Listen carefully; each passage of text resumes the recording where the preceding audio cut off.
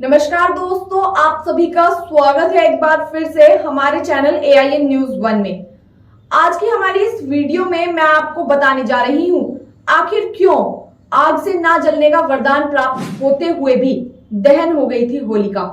तो सबसे पहले दोस्तों, फाल्गुन पूर्णिमा को मनाई जाने वाली होली नामक त्योहार की बात करते हैं। वर्ष का अंतिम तथा जन सामान्य का सबसे बड़ा त्योहार है होली। पौराणिक कथाओं के अनुसार हिरण्यकश्यप राक्षसों का एक राजा था और उनका एक पुत्र था जिसका नाम था प्रहलाद। और प्रहलाद जो थे वो श्री हरि यानी कि विष्णु जी के भक्त थे। अब हिरण्यकश्यप जो था वो प्रहलाद को श्री हरि की भक्ति करने से मना करते थे, क्योंकि हिरण्यकश्यप श्री हरि को अपना शत्रु मानते थे। और जब हिरण्यकश्यप को ये पता चला तो उन्होंने प्रहलाद को रोकने की काफी कोशिशें की, उनकी भक्ति करने से मना किया। परंतु जब प्रहलाद नहीं माने तो हिरण्यकश्यप ने उन्हें जान से मारने की अनेक तरह से कोशिशें की। कभी पहाड़ पर ले जाकर गहरी खाई में फेंकने की कोशिश की तो कभी कुछ और, परंतु सभी में विफल रहे। और उसके बाद हिरण्यकश्यप ने अपनी बहन होलिका को बुलाया और सारी बात होलिका को बताई। तब होलिका ने कहा, भैया मैं एक पल में प्रहलाद को जलाकर भस्म कर सकती हूँ। आप तो जानते ही हैं कि मुझे वरदान मिला है कि मैं जलती अग्नि में प्रवेश कर जाऊं तो भी मैं नहीं जलूंगी।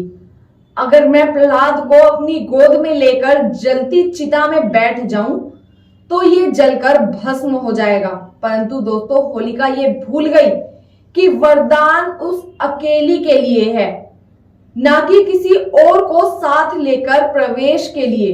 वो खुशी खुशी चिता को तैयार करने लगी और प्रहलाद को अपनी गोद में लेकर चिता में जाकर बैठ गई। कुछ समय बाद राक्षसों ने चिता में आग लगा दी। उधर प्रहलाद भी आंखें बंद करके हरि नाम को जपने लगा। आग लगते ही होलिका आग में जलकर भस्म हो गई और भगवान श्री हरि की कृपा से प्रहलाद का बाल विवाह का भी नहीं हो सका।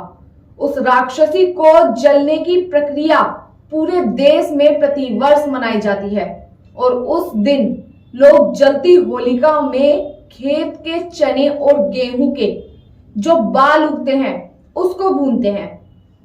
अब उस बाल को भूनने की प्रक्रिया का अर्थ भी समझ लीजिए।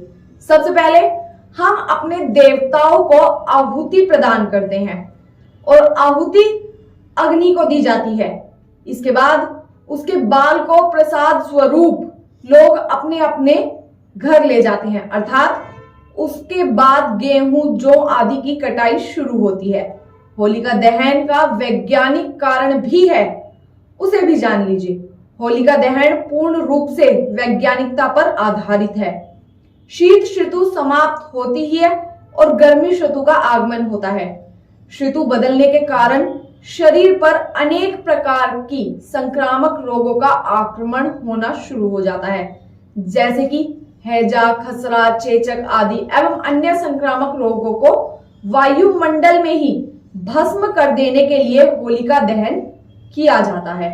पूरे देश में रात्रि काल को एक ही दिन होली जलाने से वायुमंडलीय कीटाणु जलकर भस्म हो जाते हैं। इसके अलावा जलती होलिका देखने से हमारे शरीर में कम से कम 40 फ़ारेनहाइट गर्मी प्रवेश कर जाती है। इसके बाद यदि रोग उत्पन्न करने वाले जीवाणु हमारे ऊपर आक्रमण करते हैं तो उनका प्रभाव हम पर नहीं होता है और वो हमारे अंदर आ चुकी उष्णता से स्वयं ही नष्ट हो जाते हैं। तो दोस्तों, ये था हमारा आज का वीडियो जिसमें मैंने आपको बताया कि आखिर क्यों आग से ना जलने का वरदान प्राप्त होने के बाद भी दहन हो गई थी होलिका। ऐसी तमाम जानकारियों के लिए देखते रहें AIN न्यूज 1। हमसे जुड़े रहने के लिए हमारे YouTube चैनल को सब्सक्राइब करें और बेल आइकन को दबाएं। और आप ये वीडियो अगर फेसबुक पर देख रहे हैं तो लाइक ज़रूर करें और ज़्यादा से ज़्यादा शेयर करें। धन्यवाद।